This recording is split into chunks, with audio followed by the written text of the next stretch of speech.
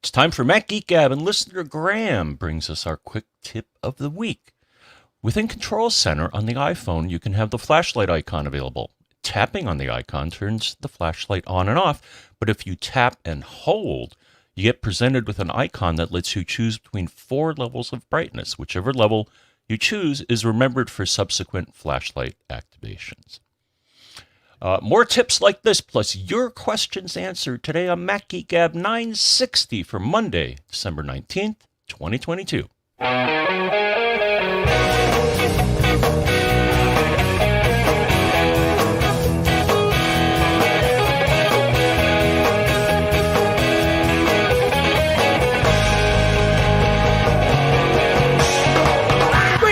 And welcome to Mac Geek Gab, the show where you send in tips like that one, cool stuff found.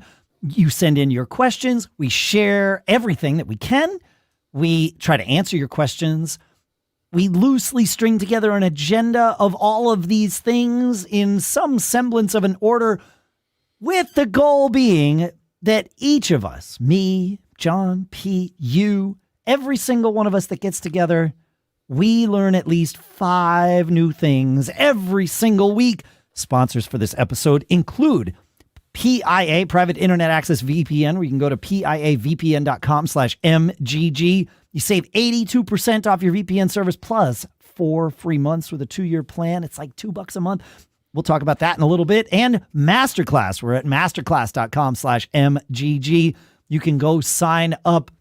They've got a deal where you buy one, get one, and it's great. So go to masterclass.com/MGG. We'll talk more about that, too, in a little bit.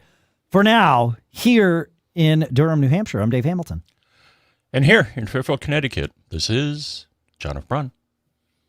And here in snowy Lee, New Hampshire, it's Pilot Pete. What a surprise. Woke up this morning, supposed to be in the 30s and rain, and I got 4 inches of snow. But at least it's wet and heavy. Right. Yeah. I've got the same here too. I don't know what's going to happen. We record this on Friday the 16th, and so we'll see what transpires. But I do know what's going to happen because we have all kinds of great stuff. We're still way behind on getting all of these fantastic cool stuff found entries out to you. So Ben will help us get going here with a cool stuff found called Meter. Now, this is the second product called Meter that we've talked about on the show. The first is MEATER. That was years ago, but it's a great thing. It's a thermometer, like a oven thermometer. I wouldn't call it a grill thermometer because it doesn't do well above about 500 degrees, but that's an oven thermometer. Today's Meter is MEETER, and that is for all of those crazy scenarios where you have links to various meetings in your calendar, and it's a pain in the neck to like dig into the calendar event and find the meeting, click the link, all of that. Meter parses your calendar and surfaces the meeting links from any of the calendars that you want it to check. Then it provides notifications from which you can join a meeting, and it also points URLs directly to the apps of choice. So this is like taking our whole thing of the URL choosers that we've been talking about, because there's lots of those out there that we've discussed over the recent weeks, and really targeting it for the calendar. Because one of my favorite uses of a URL chooser is when I click on a Zoom link in my calendar, I don't want to go to Safari first. Just bring me to Zoom. It's going to be fine. Zoom knows what to do with the link. This thing does that too. So thanks for that, Ben. Great. I love these little cool stuff found things. And I think Meter is free. I could be wrong about this. Try Meter and get Meter. So I'm guessing it is free and offers in-app purchases. So maybe free me. So yeah, there you go. Cool. Yep. I like it. I couldn't have been more excited. Do you guys have automatic updates on your iPhones and iPads? Like software updates? I do not, because a Mac geek once told me, don't get caught. Well, that's true. Right? The last thing you need is something to update, especially when, in my case, when I'm on the road and now my phone is a paperweight. Interesting. I mean, I don't mean like firmware iOS updates. I'm talking about app updates. Do you have those automatically update? I don't do that either. I should. I probably should. Oh, I mean, maybe. How about you, John? Do you have apps automatically update? No. Okay. And I have to download them, but not install them unless I tell it to do so. Wait, what? On your iPhone, there's no difference. No. That's okay. Incorrect. So, but I do not have automatic updates. And why is that? I'd like to know what's in the update. Bingo. Same, right? I do release notes, which usually, and I got a fish shake about release notes. Please say something other than bug fixes and performance improvements. I'm with you on that. Right? It's just like a placeholder. It's like, tell me what you actually fixed or added. Yeah. So I do the same thing for exactly the same reason as you, John. I want to see the update notes. I want to know what's in this new app. Or new version of the app. I looked at Synology Drive's update notes. The second thing there, not the first. The second thing in the update. The first was like, bug fixes and performance updates. Or I don't know. It was something else. It was something specific, but very vanilla. It was like, okay, yeah, you did a thing. That sounds great.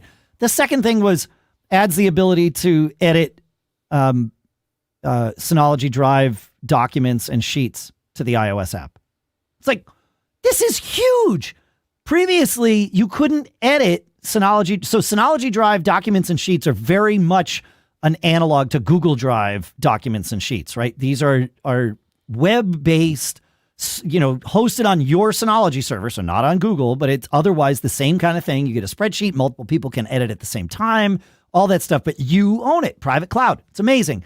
The one huge frustration we've had for a very long time is that the only place you could edit those was in a web browser, definitely not on the iPhone easily, maybe on the iPad if you were really patient, and certainly no problem on your Mac or, Windows machine or whatever. And now they've added the ability to edit these and create new ones in the iOS app. And this was the second line on the release notes. Like, why aren't they shouting this from the rooftops? We will shout it for you, Synology.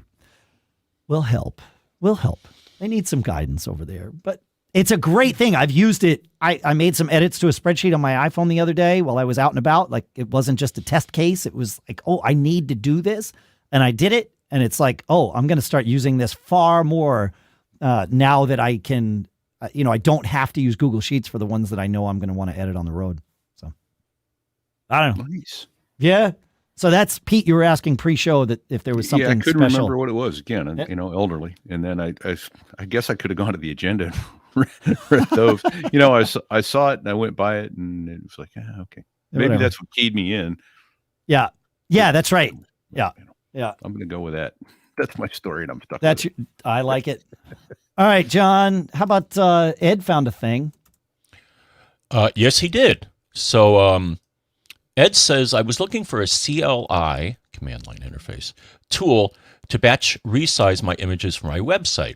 I use EXIF tool to get all of the data from the images, but it doesn't resize them, which is odd. And I want thumbnails for faster loading on my web pages. I discovered that the Mac has a built-in command line tool called SIPS, Scriptable Image Processing System, which is pretty cool. But I found something even better. A guy named Tony Smith created some wrapper tools using Swift that makes SIPs work a lot easier. It is called Imageprep and can be installed using Homebrew.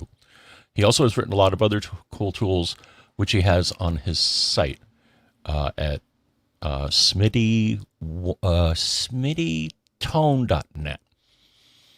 Yeah, Smitty Tone. Yeah, you're right about that. I thought it was Smitty 1 when I first saw it, but yeah, Smitty Tone. Yeah. Yeah. Yeah, and I checked it out. Actually, if we do a man page on SIPs, it was the date on the man page is 2005. So this has been in macOS forever, and we never knew it. Yeah, I'd never heard of it before. I love the terminal command tldr, which is you install with brew, but it keeps a database of the most commonly used the most common ways that people might use a given terminal command. So I TLDR'd this, and it'll tell you, specify, like, resample an image at a specified size, image aspect ratio may be altered. You can just boom. Yeah, it's pretty cool. I like it. Okay, that's where that came from. Yeah, TLDR is awesome. If you are in the terminal at all, and I would even say the less comfortable you are with the terminal, the more helpful TLDR is. Do a brew install TLDR, and then just type TLDR space and a command name. So in this case, I did TLDR SIPs, and it showed me 5 or 6 different examples of how I might use SIPs. Nice. So Dave, help the neophytes out. What is a brew install? Right. Good question. So in Homebrew is... I'm a neophyte. I know. Homebrew is a package manager for the terminal. And package manager sounds like a crazy term that only nerds use, and it's true. App Store is a package manager for Mac OS, or App Store is a package manager for iOS. It is a way of managing applications, sometimes called packages, because they technically are packages, but that's just nitpicking, isn't it? So, so packages of software. Yeah. Packages of software, correct. So Brew lets you easily install and uninstall terminal commands, just like the Mac App Store lets you easily install and uninstall Mac apps. You could do them a different way, but it manages it for you. So Brew, you go to brew.sh. There's a little terminal command you run. It's right on the web page. That installs the package manager. And then from there, you just go to the terminal and type brew space install space, and in this case TLDR. And now, it'll do all the crazy things. You'll see it do them. All the crazy things it takes to install a package on a Unix machine, and it'll do it. And then you've got it. But John, I think you've got an even better way. I like, there's a program called Cakebrew. What is Cakebrew? Cakebrew is basically a GUI for a package manager GUI. So if you don't want to go into the terminal, this is a slightly, at least for me, a nicer way to get to all those packages. And it's interchangeable because it's just a graphical interface for Homebrew. So if you are already using Homebrew and you want to install Cakebrew, it will just show you everything that you've already installed with Homebrew. It's just got a graphical interface for it. So it's not a separate package manager. It is just, like John said, a graphical way of looking at it, perhaps a nicer way of interacting with it. Yeah. You don't have to remember what to type. I've got a follow-up question to that then, Dave, because, and we'll get more into it in a little bit about, after the Hangout last week, I decided, this channel thing sounds pretty good. And I went in there and I was trying to find out how to get Pluto to work with channels. And all the research said, hey, use Docker. So is Docker similar to Homebrew? It seems like a package manager of some sort. Is that a fair analogy? I mean, kind of. So what, and this is definitely a rat hole here, but that's fine. Sorry about that. No, don't apologize. This is a good one. So I'm thinking Docker, the thing that is, this is interesting that you asked that question, because if you had simply asked me, what is Docker? I would say it's like installing very minimal bare bones virtual machines to do one specific thing. And that is true, right? Like you could, if you wanted to set up, a virtual machine manager like Parallels or VMware or any, there's free ones out there, right? You want to set up one of those, you put a Unix operating system inside of it, then finally install whatever you want to have it run, right? Fine. Okay. Like let's say you wanted to set up an iPerf server, right? iPerf being the speed test thing you can do on your local network. So fine, you install, and this is way overkill what I'm describing here, but bear with me. So, you create a virtual machine, you install Ubuntu inside the virtual machine. Then finally, when you get all of that up and running, an hour and a half later, you go through, maybe you install some package manager or something inside your virtual machine, and now you install iPerf. iPerf is maybe a 200K app, and you just spent 3 hours building a Linux machine that you now have to manage just to have iPerf running. This is overkill, but it is a way of doing it. People were doing this so that they could compartmentalize stuff, and that's how Docker was born. It was like, hey, wait, I need a very specifically configured Unix environment to run this one little server app, but I don't want anything else to talk to it. So I want it in a virtual machine. So you're sandboxing it. Yeah. You're sandboxing it. Yeah, okay. Docker is that environment. They are very compartmentalized, bare bones. Usually, I think always, I could be wrong on that, but certainly anytime I've done it, Unix environments that are standalone and sandboxed, but not full featured. They are, very clearly built to do a specific thing. So it's interesting to me, and that's why I always relate them to virtual machines, because that's sort of the evolution of them. But it was interesting to me that you saw a jump from Homebrew to Docker, and that is perhaps the other side of what Docker is, because it's like, well, I need something that's more sandbox than using Homebrew to just install an app, but I don't want to have to like manage a virtual machine. And Docker sits in the middle of that. So really you could come either way at it. And I thought I knew the origins of Docker, but it's entirely possible somebody came from I've been using, Red Hat Package Manager, RPM, but I need more. What if we just scale up one level and create a thing like that? That could also have been Docker's evolution. Oh, interesting. I don't know. I just knew that I needed to run a command, and I couldn't. It was a Docker command in order to get the create the container that I needed. But okay.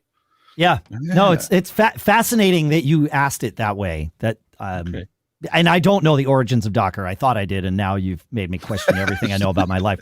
No, but that's rat holes. That's what we love about this show. Yeah. So that's interesting. Like, Docker sits between full-on virtual machines and like just commands that you're installing on your Mac or on your device. Yeah. Now, so to pull us back out of that rat hole and go back to what got us into it was the ability to resize images using SIPs. And I just thought I would bring up that what I've been doing for many years is I created a little app. I don't know if people know you can do more than a workflow. You can create an app with Automator, which is what I did. And it was 3 simple parts of it: get selected Finder items, scale images, and then you can go in and set what size you want, and copy to a folder. Those are the 3 things right there. And I put it copy to a folder so I can easily find it once I've scaled the image. I made it an app, and then I take that app and I drag it. Well, I keep all my Automator apps in a folder in applications called Automator apps. But then I take it and I drag it to the top of my Finder. So it's up there on the toolbar.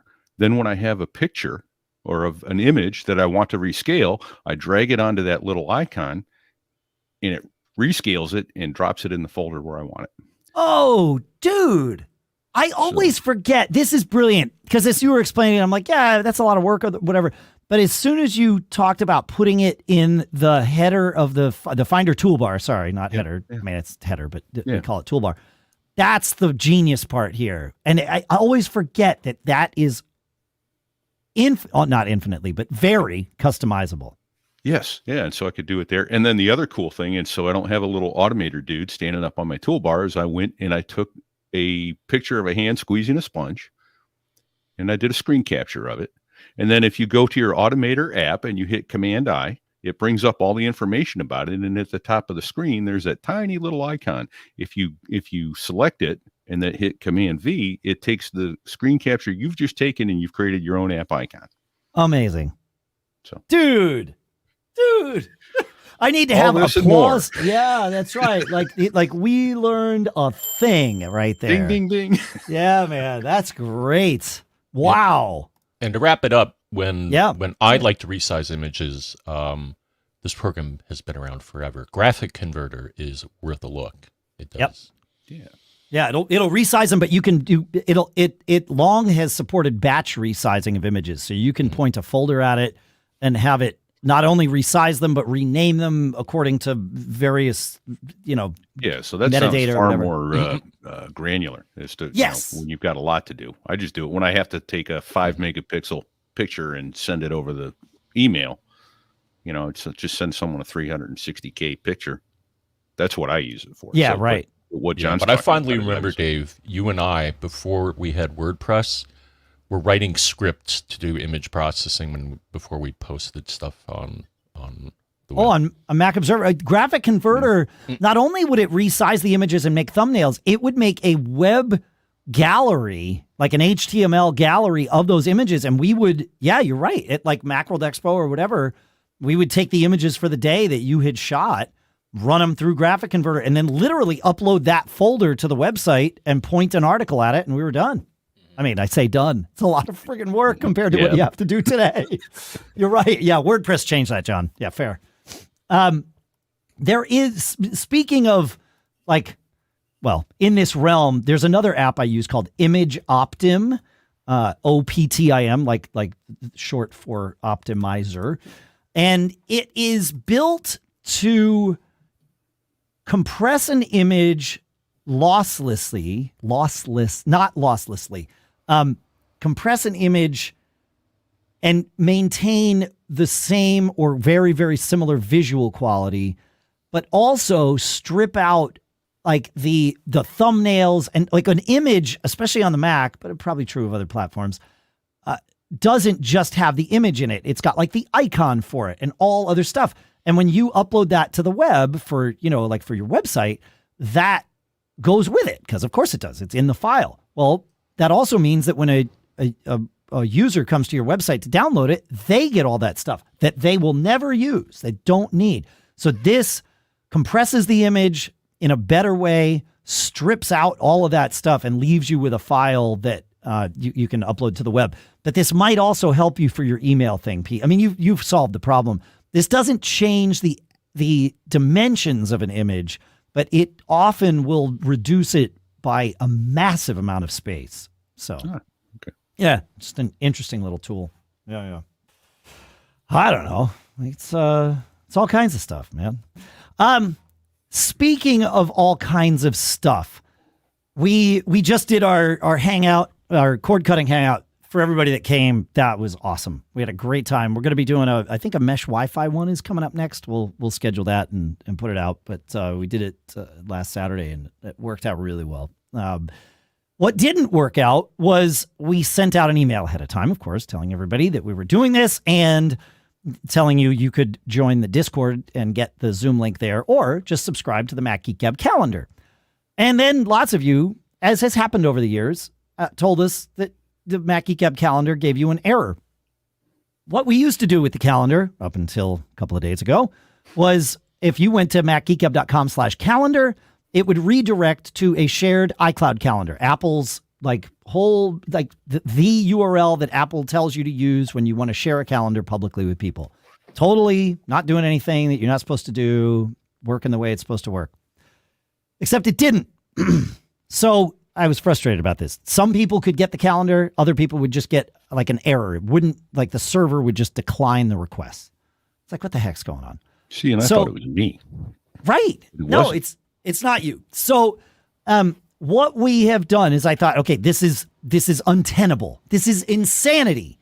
We need to control this widget, but I don't want to stop using iCloud Calendar because we like the way it works internally for us. We just want to be able to share it, which Apple says we can do anyway. So I put Lucas on the job. In the midst of doing this job, Lucas took the Mac Geek Gab website offline for a little bit on Monday accidentally, but these things happen. Move fast, break things.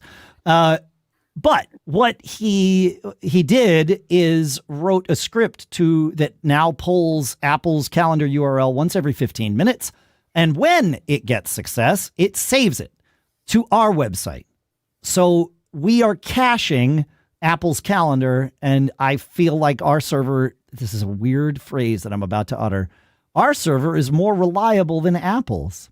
That doesn't make any sense to me that I'm saying those words, but empirically, I have proven it, as have you. You've all experienced it. So if you have been subscribed to the calendar before, let's say, actually, it was about a week ago. So it's worth unsubscribing and resubscribing because it does redirect to a different URL now. If you subscribed previously, what would have happened is you would go tell it, macgeekgab.com/calendar. it then redirected you to Apple server, and your calendar app would remember the Apple server address. That is still the correct address. It just doesn't answer all the time. You can still use it if you want. It's not going to be wrong. It just might not be fun to use. So resubscribe. Just visit macgeekgab.com/calendar. That'll redirect you to our cache of it, which is what your calendar software will remember, and then you're good to go. Here's the fascinating thing, guys. Now that we have a script running to do this, we decided to have it spit out a log every time it successfully gets the calendar, because I wanted to know, like, how often is it error? Like, how much, what do we need to do here to get this to work? The calendar starts answering at 6:55 p.m. Eastern time every day. It stops answering somewhere between 8 and 9 a.m. Eastern time every day. Between those hours, it answers flawlessly. I don't know what to say about that. Yeah, right. Okay. Yeah, exactly. Yep. And I've never seen it fail in the evening hours, and I've never seen it succeed in the daytime hours. So it's not like there's some overload that you might get through or whatever. It never gets through during the daylight hours, and it always gets through during the nightlight hours. So this is like, but macgeekgab.com/calendar, folks, that's where you're going to go subscribe, and then you'll know when we're doing the live shows, and you will know when our live hangouts are, and all of that good stuff. Oh man. So the other night I was at a hockey game over at the university, and I joined their Wi-Fi network like I always do. And I realized I couldn't get my email to download. Like, some of my email, one of my accounts would download, but the other one wouldn't. And I turned off the Wi-Fi and they both came in fine. And I'm like, but I want to use the Wi-Fi because, I don't want to burn my data. And also, that's super creepy that they're like filtering by the provider of an email account. I think that, and I don't use sketchy providers for anything. I'm like, you know what? This is creepy. I don't like this. I'm turning on my VPN. And then I was able to check everything. And this is why having a VPN is an absolute must-have every time you go online. You don't want people knowing what you're doing. Of course, I get to tell you about the VPN that I used, which also happens to be our sponsor. And it's the one that we chose earlier this year as like the top tier one. It's PIA. PIA stands for Private Internet Access, and they take privacy seriously. Not only does PIA hide your IP address, it encrypts your entire connection. This protects your internet activity from everyone, your ISP, network admins, whoever's running that Wi-Fi network and filtering things. I assume that they're now knowing what they're doing. I don't like it. And I'm glad to be able to boom, push the button and it's gone. PIA is available for all platforms across all your devices, and just one membership can protect up to 10 of your devices simultaneously. Right now, go to piavpn.com/MGG to get a whopping 82% off your VPN service, plus 4 free months with a 2-year plan. It comes out to around $2 a month. You can't beat that. And there's a 30-day money-back guarantee for you, too. That's piavpn.com/MGG for 82% off private internet access. piavpn.com/MGG. And our thanks to PIA VPN for doing what they do and for sponsoring this episode. Next up is MasterClass. With MasterClass, you can learn from the world's best artists, icons, and leaders anytime, anywhere, and at your own pace. You can learn how to think like an FBI profiler from John Douglas, a former FBI profiler. You can learn songwriting from John Legend. You can learn the art of negotiation from Chris Voss. You can learn cooking from Gordon Ramsay. This is amazing. With over 180 classes from a range of world-class instructors like these, that thing you've always wanted to do is closer than you think. That course from Gordon Ramsay, it's awesome. You want to learn how to make those delicious scrambled eggs of his? Sure, right there. Like, there's all kinds of things, and they come with these great recipes that are fully fleshed out. It's gorgeous. And this isn't like a class where you have to just sit down and do it all at once. You can explore lessons in any order you'd like across your phone, your tablet, your Apple TV, your computer, and on the go with just audio mode. And the lessons are all like 10 to 15 minutes in length, so they're easy to fit into those little pockets of your everyday life. I highly recommend you check it out. This holiday, Give the perfect gift of an annual MasterClass membership and get one free. Go to masterclass.com/MGG today. That's masterclass.com/MGG. Terms apply, and our sincere thanks to Masterclass for sponsoring this episode. All right. Ben's got one for us, or he has a question. Have y'all considered Visible as an alternative cellular provider? It's a subsidiary of Verizon, so not a traditional MVNO, but similar in that there are no retail locations supported entirely by chat, and price is hard to beat. When my family switched in April, the going rate was $40 a month for unlimited data, text, talk, text, and data, with an option to join others in a party and pay as low as $25 a month. The rates have since changed, but they're still competitive. Okay. And he has an affiliate link, which we'll put in the show notes.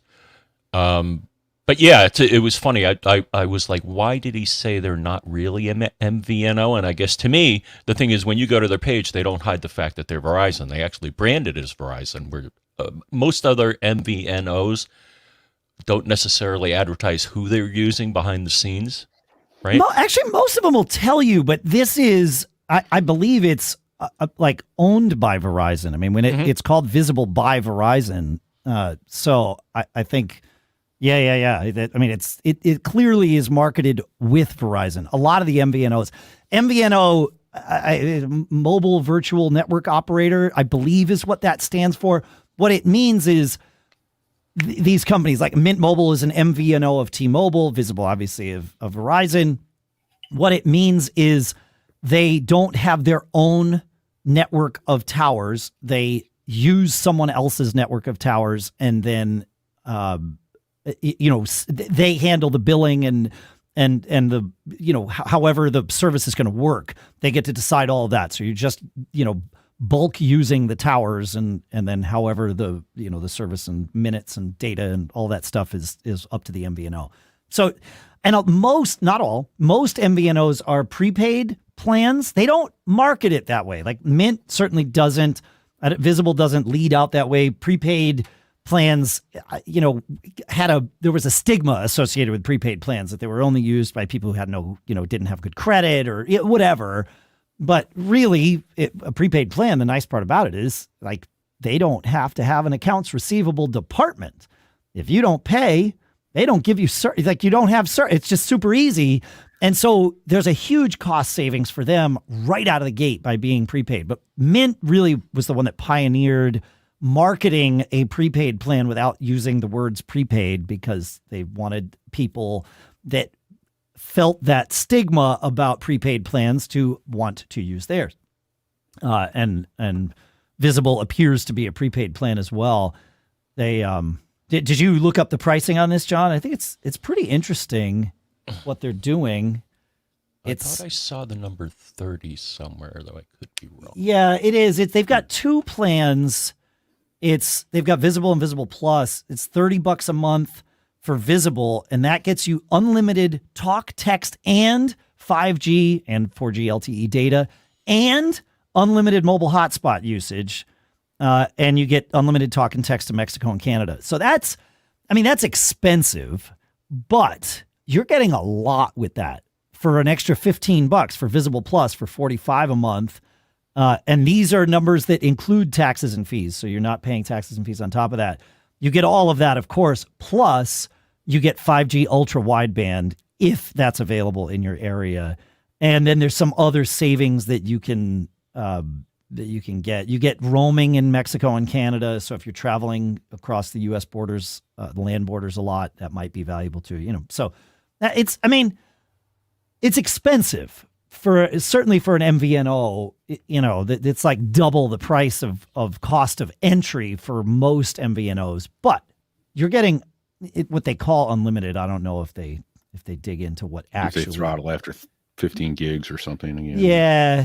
They don't say anything about that on the page there, but that's certainly a question to answer before you sign up. But yeah, that's interesting. It's not terrible.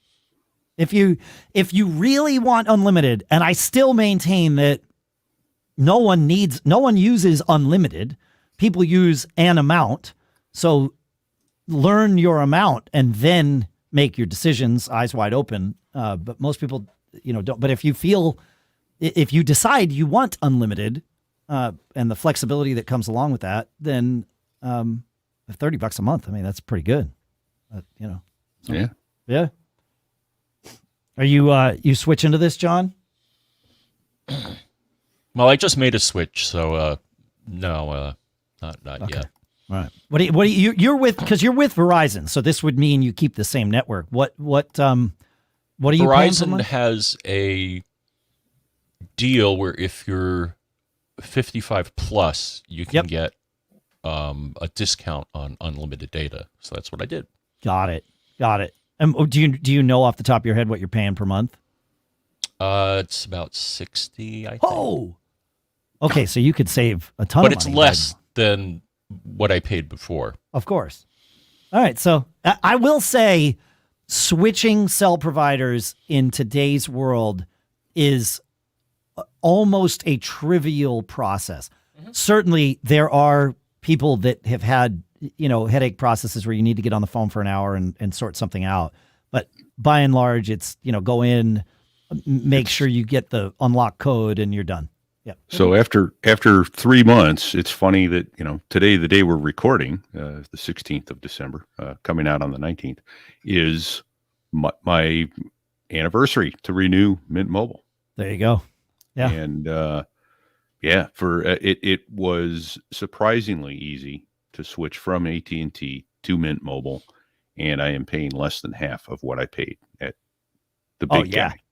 Oh yeah. I mean, especially when I looked, you said, look at the data you use and what they are. 3 of the people in my family use less than 4 gigs. So I have them, I'm paying, I think $10 a month for each of their phones, unlimited talk and text, and their 4 gigs, which they never use. And then the other 2 of us use more. I went to unlimited because when I did max out in July, when I was on the road, it was like, this is untenable. Yeah, sure. So, yeah, but yeah, for 5 people, essentially unlimited, it's I think $1,200 $100 a month. Right. So it works out to $20 per person. Yep. Per phone. Yep. Yeah. No, it's these MVNOs. It's amazing. It's the way. Yeah. I'm shocked that hasn't forced down the prices of the big carriers more.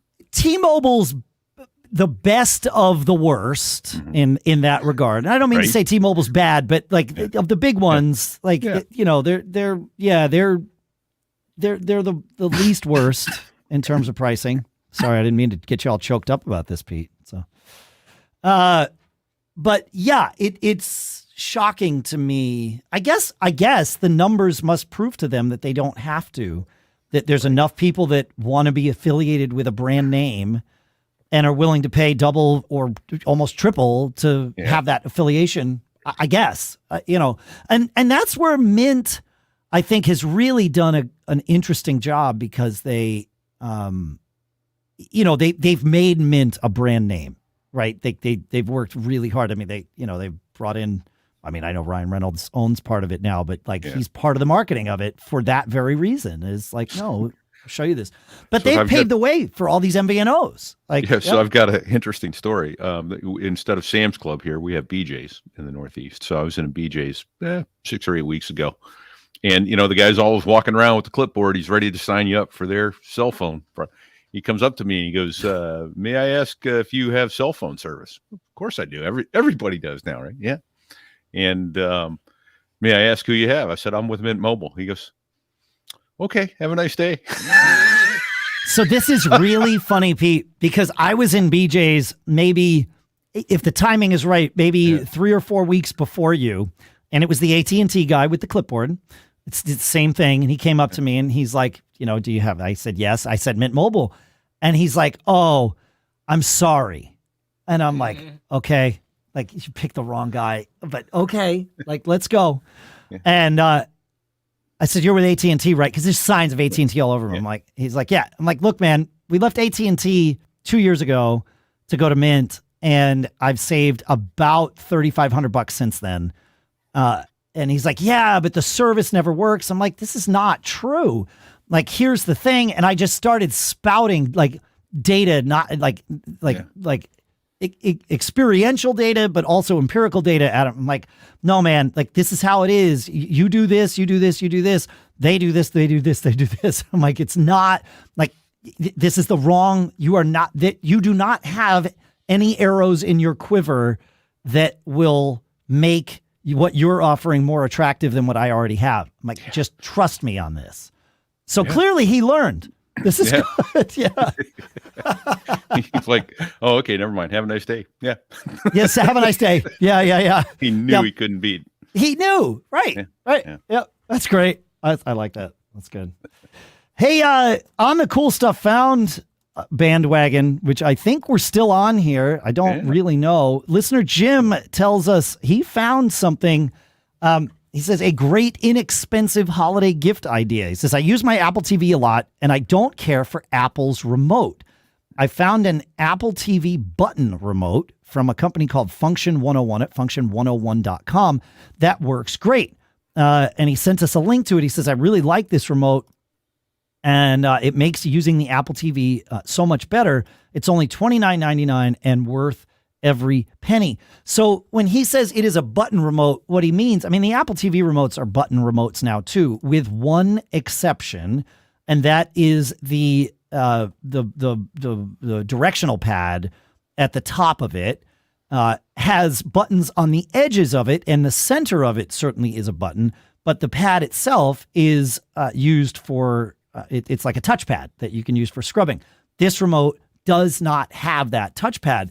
And so I asked him, I said, okay, it doesn't look like this. It doesn't seem like this adds anything. In fact, it takes away that one thing. So please correct me if I'm wrong. And B, what's scrubbing like in this new world that you're in with this remote? And he said he never liked the scrubbing thing. It was always too touchy for him. And I might be putting words in his mouth, so I apologize if I did, but he didn't like it for whatever reason. And he says scrubbing with this, it's just you get different speeds of fast forward. You know, you get 1x, 2x, 3x, 4x, or whatever. And he says he likes that a lot better. So if you are frustrated with the scrubber on the Apple remote, this one's for you. Thanks, Jim. Good stuff. Speaking of Apple TV. Yes, John. Quick tip, I think. Even though cool stuff found. It's but I just ran into this and I couldn't figure it out. So I use the Apple TV for the most part because it does the best job of reproducing surround and other sound fields. So I prefer to use the Apple TV. Well, sure. I was binging something on Netflix, and what would happen is I would run the Netflix app, the picture would come up at full brightness, and then after like a half a second, excuse me, it would go to like half brightness. And I'm like, what the? So went through the normal troubleshooting. I tried a different HDMI port. I did a restore on the Apple TV, which is real easy because you can set it up with your phone again. And it still wouldn't it still lowered the brightness whenever I ran Netflix. And I'm like, what's going on here? Okay. Here's what solved the problem, which was the last resort. I'm like, you know what? Let me reset the TV and see if that helps. And it did. What? That's what fixed it. I thought a restore was going to do it on the Apple TV, but apparently the TV got confused. So, you know, restarting the TV or doing a factory reset, put it back in a state where it understood what Apple TV was telling it. Interesting. So, I wonder if this, because I know with like HDR TVs, you can tell the TV to, I forget what the thing is called, but essentially display it like the director intended, right? And certainly that can mean changing the color balance and changing the brightness and all of that stuff. And I wonder if you gave, I mean, it seems weird that all of Netflix would operate that way, but I wonder if you, in the setup of your TV, you gave that permission, and then by resetting your TV, you took that permission away. That would be the only, yeah. Because I Simplink or Simlink something, or is no, that's different, isn't it? That's different. Yeah, it turns your TV on and off with the Apple TV, and correct. No, this is an HDR like thing where you basically say, yeah, let the director take control of my TV for this one movie. You know, would the problem go away when you left Netflix, John? Mm-hmm. Like with the brightness would come back. You didn't have to okay. So it was you go in, and it was the entire Netflix app, or only when you actually played a movie or a show? Actually, I think it was any app on the Apple TV. Oh. So I have a few different apps. So I have, Disney Plus. Yeah. So I think it was all of them, but I started noticing it in Netflix. So I'm like, maybe it's just the Netflix app, but no, it was like every app. Yeah. So I don't know what was happening there, but it was something in the TV. So. Yeah. Yeah. Interesting. Huh. Fascinating. Yeah. Nice catch. I mean, there you go. I've noted that I've had to. Go ahead, Pete. Sorry. I was going to say, I've noted that I've had to restart my Apple TV 4K a few times. It'll just go funky. And, it just starts to, it looks like a 1960s TV. And, I just get snow and rolling and that kind of stuff. It's like, it's gone stupid. But if I unplug it and plug it back in, now it's a 3-year-old 4K. So it may be. It shouldn't but it happens after several hours of not being touched. Like if I put on the TV in the morning and just let it run in the background and then come up to it, occasionally it'll go stupid. Huh. I wonder if somebody could make an app for the Apple TV that would, slowly get the TV to just shrink down to just the dot in the middle. Like when your tube would fritz out on your old TV. Yeah. I haven't until you started saying this. I hadn't even thought about that certainly since I became an adult. Thank goodness. Right. The old CRTs. Just sitting there and watching. I remember the frustration, in the family room or whatever of like, you'd be watching the TV and then it would just slowly start to the image would shrink from the top and the bottom. And you'd be like, no. Like, my dad would go over and bang the TV on the side. Maybe that would get it back. But every now and then it just went down to a little dot in the middle and it was like, all right, got to turn it off and let it cool down. How it is. Remember the days, the old vertical hold, horizontal hold? Yeah, man. Those. Get off of my lawn. You've got something slightly more, I know we've talked about it before, but slightly more recent that, and more technologically relevant, that you've started using, Pete. You want to talk about it? I did. And again, I might have even heard it here, but I don't know. It's under cool stuff found. I've got a SanDisk Ultra dual drive, a Luxe USB-A/USB-C thumb drive. I was looking for a thumb drive in order to, we'll talk about it a little bit. But I needed to be able to have a big enough thumb drive to put Mac OS bootable system on so I could boot a Mac Mini and get it back up and running. And so I looked around and said, I only needed, I think 14 gig or something. But when I started looking at the prices of a 1 terabyte thumb drive, I went, I could use one of those. Well, I didn't even notice, Dave, when I ordered it, that it was USB-A and USB-C. So that's cool because boy, does everybody need that these days, right? Because USB is no longer standard. It's anything but, it seems. So that was really sharp when I got it. It's 1.5 inches long, a 1/2 inch wide, and a 1/4 inch deep. It is stinking small. So you're going to need to put a lanyard or something on it so you don't lose it. Trust me. And so its read speed on a 5 gig file is 156 megabytes per second. Its write speed on a 5 gig is 36 megabytes per second. And on this is what device is this on that you're this is on my MacBook Pro 2021 with the M1 in right there in the USB C slot. And then on a 1 gig file it'll write 70 megabytes per second. That's real world. What the other thing I'm actually thinking about doing with these now, because we'll talk about it more in a little bit, but I got a new Mac Mini to run as a server. I don't know. I haven't done the speed test across it yet, but I suspect I only bought the base model with 256 gigabytes of internal hard drive. And on those Mac Minis, you can't change them out. You can't buy one with a 256 and put your own 1 terabyte or 2 terabyte hard drive in it. It's not doable. It used to be configurable. So that costs a lot of money. But what I'm thinking now is I could stick one of these in the USB drive and throw my Plex data there and throw it, the channels data there. Right now, it's on my Synology drive. I'm wondering which would be faster, the USB attached to the Mac Mini or leave it on the Synology drive. Oh, I mean, I would assume reading over gigabit Ethernet it's going to come down to the speed of the drive, right? Because you've got gigabit Ethernet, so that's already... so it's the speed of the drive in the Synology NAS. Yeah, but I mean, you're getting... how fast were you getting? Like hundreds of megabytes or 156 read. Yeah. I mean, you don't need to be any, probably the max I need to read is probably 6 or 8 megabytes a second, right? I mean, you're right. Yeah. So it's not going to matter. Yeah. Yep. Fascinating. And I'll talk about why I would consider that when we get down to that portion of the show. I'll talk about Pete's, the USB vice the NAS. Yeah. I want to share that story. In fact, we've got some questions, and I don't know that Bruce has a question, John, but Bruce certainly identifies something that leads to potential fish shakes. Yes. So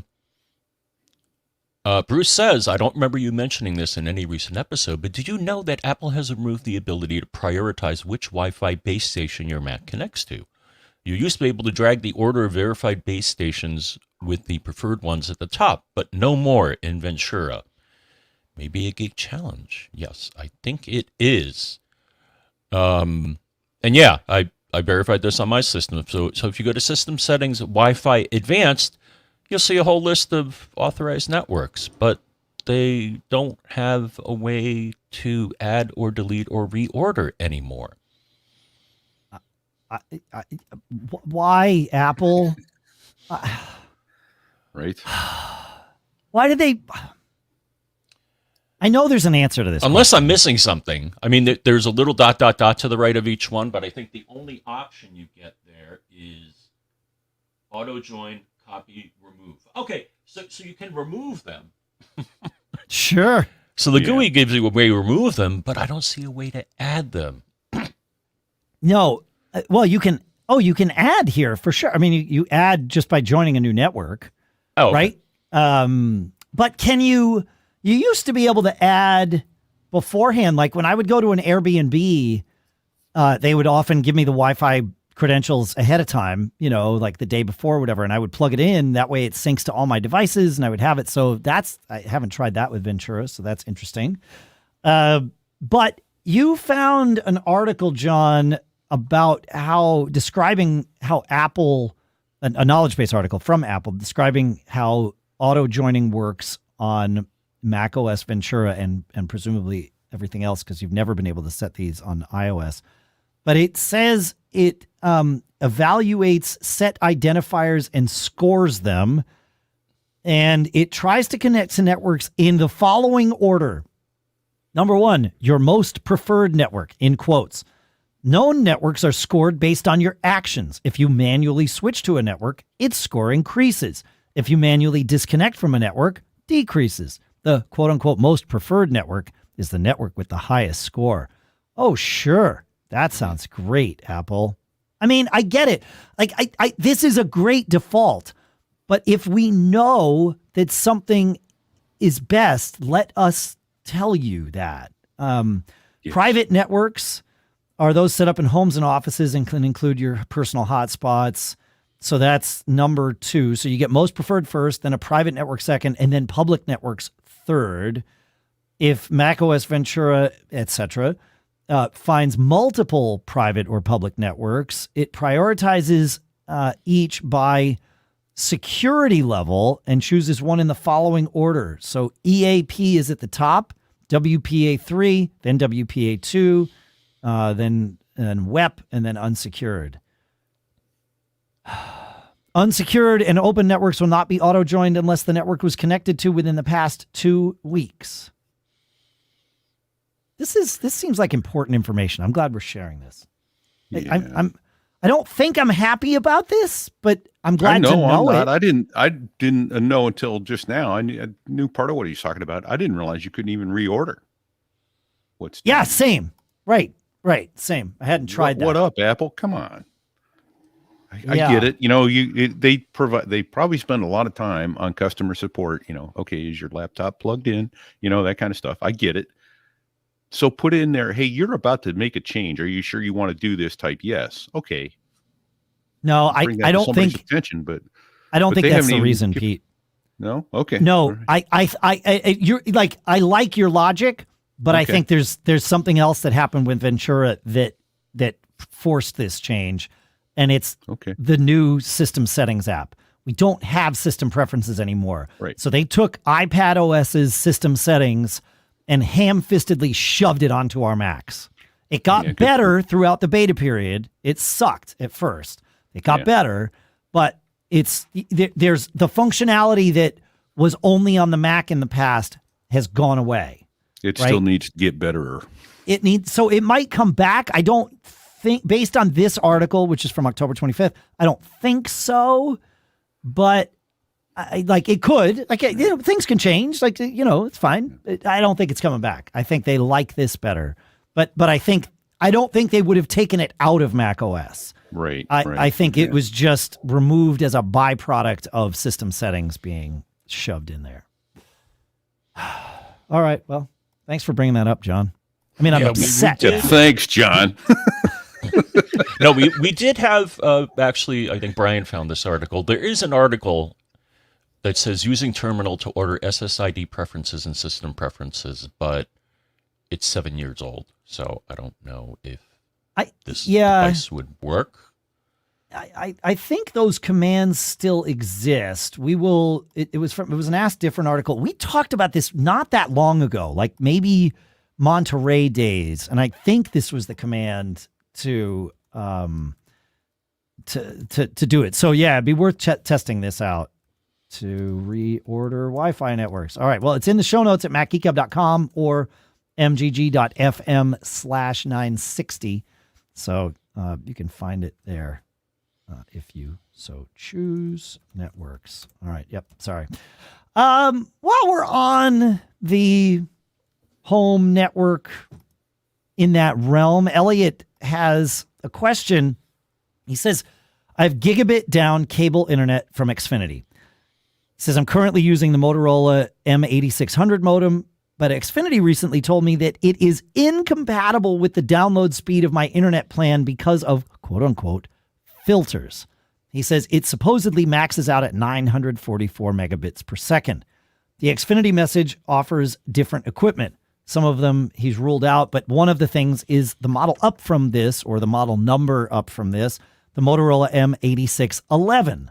He says, based on the specs, it all looks the same, save one thing. Does it matter? What's Xfinity saying? And the one thing that's different is the number of Ethernet ports on there. The MB8600 has a gigabit Ethernet port. The 8611 has 2.5 gig Ethernet ports. So I get why Comcast is saying this. They're right that you will max out at that 944 number because that's where gigabit Ethernet maxes out once you take the overhead out of it and all that. Like that's what you're going to get.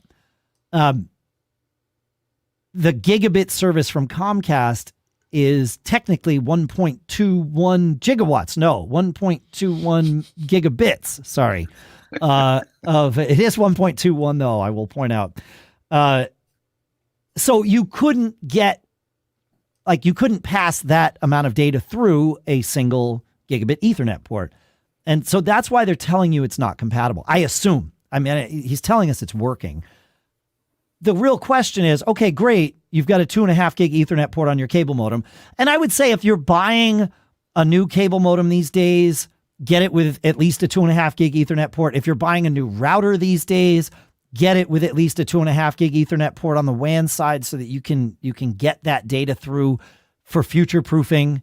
But unless you have other devices that are either using more than a gigabit Ethernet port on themselves, or you're going to have multiple devices that are going through that one router, and you want to be able to squeak out the extra little bit. I wouldn't go crazy replacing that now, but it is a good reminder that yes, 2.5 gig Ethernet exists. There's also 5 gig Ethernet, and then of course 10 gig E. The nice part about 2.5 gig is it's much cheaper for the chips, and you just use the same cables, and so it's all good.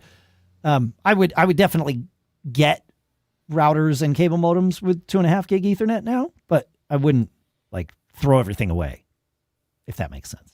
I don't know if you guys have thoughts on this. I'm still on crawling service cable there you go. modem, but yeah. I've had the Fidium folks with a coiled up cable at the end of my street for 10 months now. That sucks. They showed up in February and said, when were we going to get Fidium in our neighborhood? Gigabit Ethernet. Yeah, it should be March, April. They didn't say which year, Dave. Right. Right. 2023 is your year, Pete. I can feel it. No, it's interesting. Like the Synology router, it's weird because I'm using the RT6600AX, which has one 2.5 gig Ethernet port. Here's the odd part. It is not the main WAN port. The main WAN port is a gigabit Ethernet, 1 gig. There is a 4-port switch on it. Ports 2, 3, and 4 are also single gig E. Port 1 is the 2.5 gig Ethernet port. And the reason they did this was you get to decide whether you want port 1 to be part of your WAN or part of the LAN. And there's a little switch inside, in the software that you can say, oh yeah, no, put my router on that. So you get to decide which way this is going to go. If you wanted to use it for, your NAS or something on your internal network, if you didn't care about it on the external, great, fine. So it gives you that flexibility, but it's not obvious. Like I had to ask them, and they finally were like, oh yeah, no, it's just that one port. I'm like, oh, your marketing is kind of misleading on this, but that's fine. So I do have my consolidated aka Fidium fiber connected to the 2.5 gig Ethernet port on my router. I mean, I don't have any other devices that can use 2.5 gig Ethernet, so I don't know that it matters. Like, it would be better to have 2 ports like that. But sure, like, fine. And I think you can pay now for Fidium to get 2 gig up and down symmetrical. Yeah, there's no reason. I think you're right. Yeah. I'm not doing that. So, oh man, Pete. Yeah. We promised that we were going to talk about your trials and tribulations here. You did something that I think a lot of people are going to do, and are going to find themselves in. You decided that you alluded to this earlier, I think, that your NAS was not the right device to run your media server. You wanted to do some things that that your specific NAS couldn't do. But you had an extra Mac Mini lying around, or you procured one. It doesn't really matter. You have one. I do. So I have two. Well, there you go. We're nerds. It's how it works. Yeah. But you started telling me about, and we actually went back and forth on a couple of elements of this, but you started telling me about this process of setting up what is now and what will be for it the next phase of its functional life, a headless Mac Mini as a media server. And I think this is an attractive thing to a lot of people, because when you start looking at the price of a NAS and the CPU that you get in a NAS, and you want just a media server, a Mac Mini, especially a used Mac Mini, is going to have way more horsepower and potentially the same or lower price tag. So absolutely. Talk about the headaches and how you solve some of the headaches of getting a Mac Mini a headless Mac Mini up and running on your network. Right. So briefly, the main reason was I was trying to run channels after the Google Hangout or Zoom Hangout last week that we did with cord cutting. I came into the channel 20 minutes late and said, hey, what's channels again? And everybody did the forehead slap and went, we just covered that, dude, go back. So I went and looked at channels, and I went, oh, this is really cool. It's essentially a replacement for Devo. I want to run this. I put it on the NAS drive, my Synology NAS drive, and it would not grab my TV everywhere stream. It was just like, so it didn't have the horsepower to run it. I'm like, okay, so some don't, and I think you need I forget what it is. You need like a 1 gig Celeron processor Sure. minimum. And my NAS couldn't quite cut that mustard. So I went, all right, I've got an old Mac Mini that's laying in the basement. It's been there for several years, but it's not booting right. And long process I went through. I went, I don't think it's going to work. So I procured a new base model 256 gigabyte hard drive, SSD, 8 gigs of RAM, just minimal. The base one you can get with the 2021 M1 processor. And well, how do you get it up and running though? Is a server headless. So I needed a keyboard, I needed a mouse, and I needed a monitor. Didn't want to buy those. Fortunately, my son has a Windows gaming rig that he uses, so I got his USB keyboard, mouse, and monitor, booted up the Mac Mini, and went, oh, we're in business. I turned on sharing, on all, file sharing, media sharing, all that kind of stuff. That's the first thing I had to do. Then I installed, we're going to beat this horse to death, right? Tailscale. Oh, yeah, man. So, put Tailscale on it. And boy, this, no matter how geeky you think you aren't, trust me, Tailscale is as easy as it gets. You put it on, set it, and forget it. And then I installed the channels DVR and Plex, and then pointed it all towards my NAS drive, which is where my Plex data is, and where I decided to keep my channels data for now. But that's why I was saying, hey, maybe I'll just put those on USB drives attached to the rig, because I've only got 256 gig. I've probably got 2 terabytes of media. So that isn't going to work, on that. I can't keep it internal.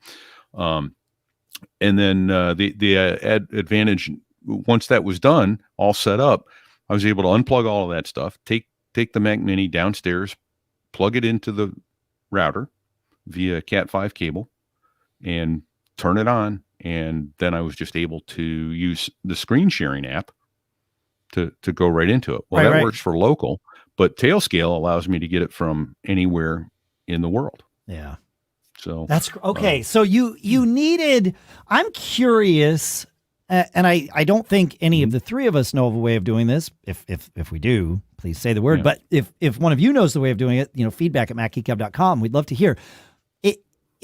Like, is it possible to set up a headless Mac Mini while remaining headless? Like, you had to go through you had to set up do something to get it up and running. Mac Mini. But do you have to? Like, that's my question. Is what would the there's got to be another way. I think my other option may have been to turn off my wife's iMac and then used her Bluetooth keyboard and mouse, but I still would have needed fortunately my son has a separate monitor with an HDMI cable. So I plug in the HDMI cable, and I probably could have gotten it to recognize the mouse and keyboard Bluetooth for setup. Okay, because that's what it comes with. You gave me a hint though, because if you don't have an extra monitor, let's say you're a laptop only household, or you're a laptop and iMac household, and your iMac can't be an external monitor, right? So, but you do have the external keyboard and mouse. Okay, great. Screen sharing. Well, no, I mean, I don't think you can use screen sharing as part of the setup process, but I could be wrong about that. Like maybe it's there.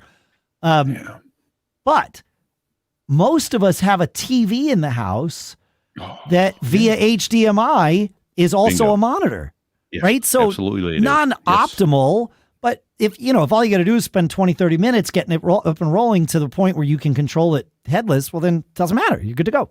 Yeah. Then I use my laptop to set it. The only difficulty I've had with it is when I do system preferences, system settings, and I go in displays on it, I'm having a difficult time. It doesn't give me a drop-down list of the various resolutions, and so I have to squint with my old eyes.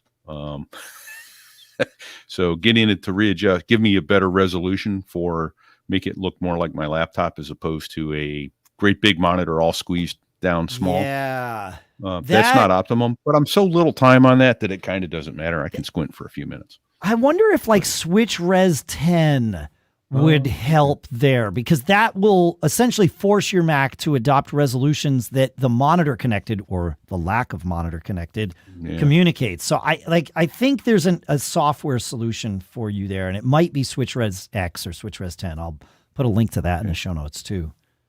Yeah. Yeah. So to answer I have a thought. I don't know if it's the right answer about whether or not you should use the thumb drive versus your Synology for your channels library. And let me give you one more piece of information before you go with that thought, because last night I restarted it and I couldn't get anything to work. I'm like, what the hell's going wrong here? Right?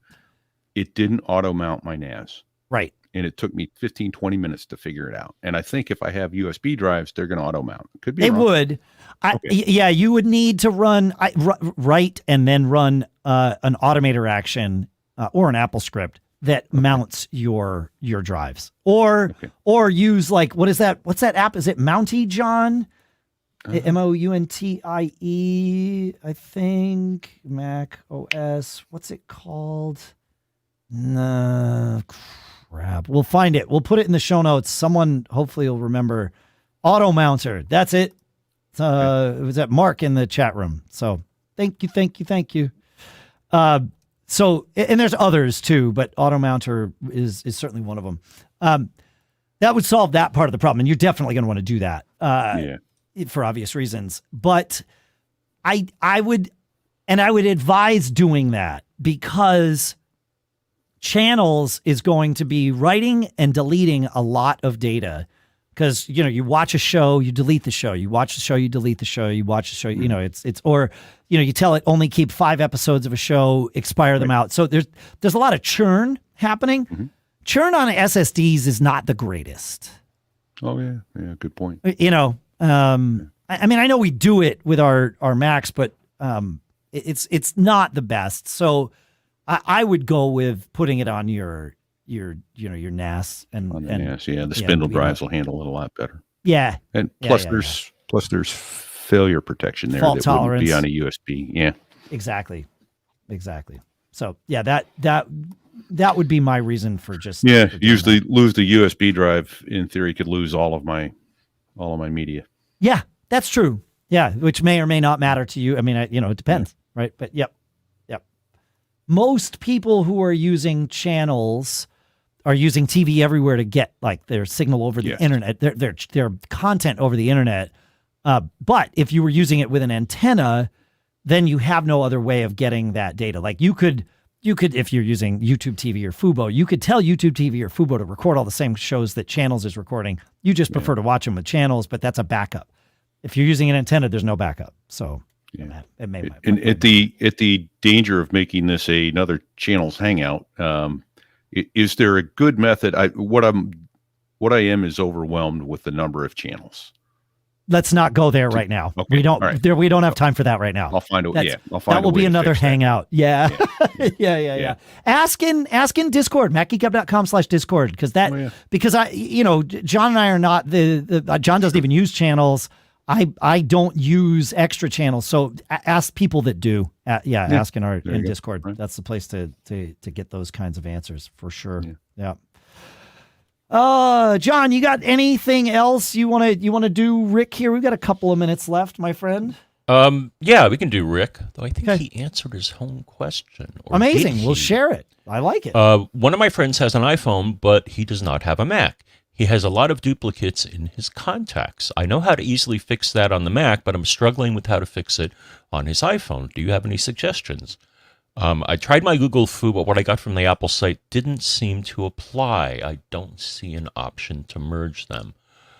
And yes, Apple does have an article called that he found called "Get Rid of Duplicate Contacts on the iPhone." That sounds correct.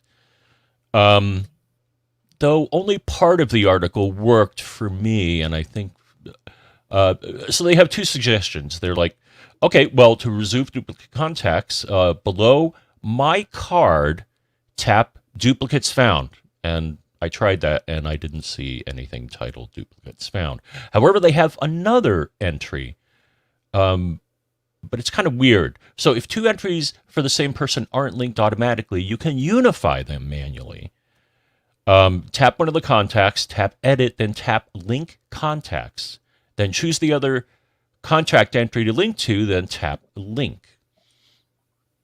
What this did for me is it kind of hid the one that I linked to, so it didn't appear in the main contacts list. but it appears on the card that you linked from. So, but it doesn't really remove duplicates. So I'm wondering if, tell your friend to buy a Mac? Yeah. Well, does There you go. iCloud.com have duplicate detection on contacts? Good suggestion. Okay, I don't know the answer to that. I'll pull it up while we're talking about it here. The link contacts thing. Certainly, you can link two contacts that are both in your iCloud library, for example, where that may be more of a scenario where you would want to merge them because they're in the same library. But if you are logged into multiple contact libraries, you've got your iCloud library, your Google library, your Exchange library, the LDAP library at your work or whatever, you might have the same person in two or more of those. And that's where the linking contact thing really has a lot of power, because you have these separate contact records that will always be separate. But for your sanity, you can say, on my devices, treat these all as one person because they're one person is the, man, iCloud looks different. I haven't been here in a little while. Let's go to contacts, and I'm loading iCloud contacts here. Can I find duplicates? And I don't think refresh contacts preference. Doesn't look like there's duplicate functionality here. I wonder if there's just a third-party app for the iPhone. There you go. Duplicate detection, right? Why? Like, you can give third-party apps the ability to do that. So why? I'd look, but I'm using the iPhone as my camera, so I can't tell. Oh, yeah. Okay, I'm not seeing any apps come up when I'm searching for this, but that seems weird. But what's interesting is, I feel like we're missing something obvious here, because I think that I've gone into contacts on my iPhone. In fact, I know that I have. And it said, I just found 8 duplicates. Do you want to view them and merge them? So just like photos, it will offer this if it finds them. Now, you're relying on Apple's definition of how it finds duplicates to surface them for you. You can't do it manually. But I wonder if I have any duplicates on my phone. Let me look here, because I swear that the phone just sort of does this. So if I go to iCloud, I think I have to scroll. I don't know. Right at the top, 1 duplicate found. View duplicates. Can I share this on the thing? It says it, 1 duplicate found, and there it is. So again, this is Apple's detection, and you don't get to participate in choosing what it calls duplicates. But it found 2 cards for my friend Alan, and I bet they are correct. It'll show me everything, and it let me merge them. So this is truly a duplicate detection merge. Good to go. Yeah, I found it. I'll put the link in the show notes. There's an Apple support article that says get rid of duplicates on the phone, resolve duplicate contacts, or link them manually. So that there. Yeah, the linking is the one thing, but if you have more than one contact card with the same first and last name, you can merge the duplicates. Below my card, tap duplicates found, and you're good to go. So, yeah. Okay.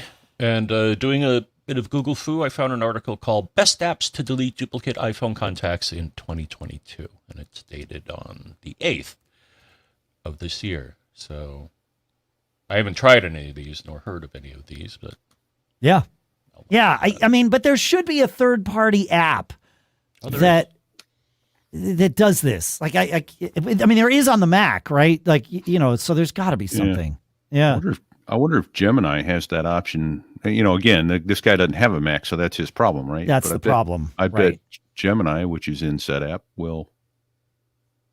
I bet it has a contacts. Duplicate contacts remover. Yeah. So there's Easy Cleaner with 24,000 reviews, 5-star average. Clean up duplicate contacts, 7,000 reviews.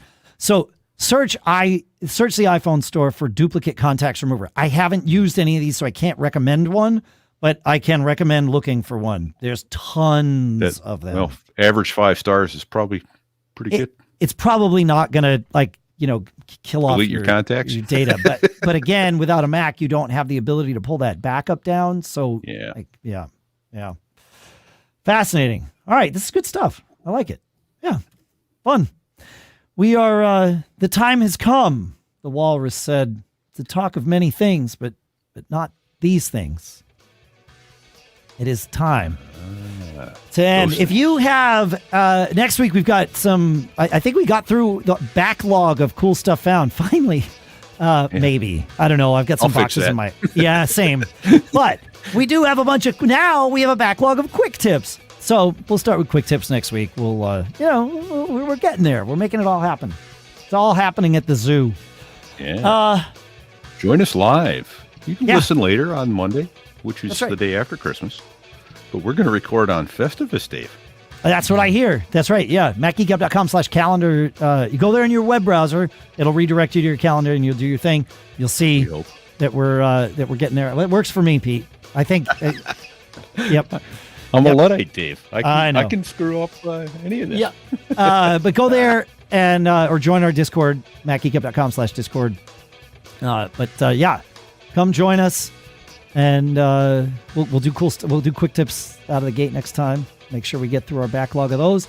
Make sure you send in cool stuff found, quick tips, questions, feedback at MacGeekGab.com. I know I said it once before. Nobody else seemed to hear me, so I figured I had to say it again. Wait, what? Feedback at MacGeekGab.com? There it is. There's an echo in here. There is an echo in here. Thanks for hanging out with us, folks. Thanks for checking out our sponsors, of course, PIAVPN.com/MGG, Masterclass.com/MGG. Our thanks to CashFly for providing all the bandwidth to get the show from us to you. Go check out Pete's So There I Was.us podcast. Woo! And, I don't know. That's all I can think of. My God, I feel like I'm missing something, though. What am I missing? John, what am I missing here? Pete has the answer. What you're missing is you didn't tell people don't get caught. Made on a